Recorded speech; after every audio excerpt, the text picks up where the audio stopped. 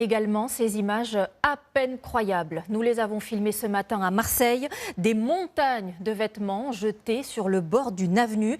Elles illustrent le fléau des dépôts sauvages en répétition. Quand les déchets sont enlevés, et bien d'autres reviennent sans cesse. Paul Gély et Marouane Jit.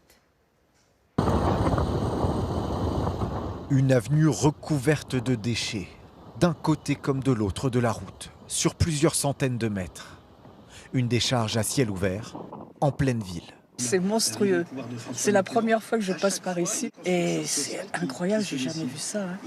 Jamais. Ça fait mal au cœur, je sais pas pourquoi ils font ça, je sais pas pourquoi ils tolèrent tout ça, quoi. Mais là franchement c'est vraiment dégueulasse, quoi. Tous les jours on voit ça, donc ça nous gêne même dans les transports. Ce fléau est récurrent.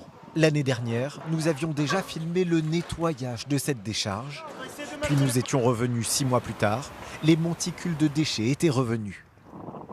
Ce matin, cet élu nous montre, photo à l'appui, qu'un énième ramassage a été effectué ici il y a seulement 3 semaines. Donc là, c'était après l'opération de nettoyage. C'était nickel. On a tout levé, donc les 44 personnes ont nettoyé tout ça pendant la journée.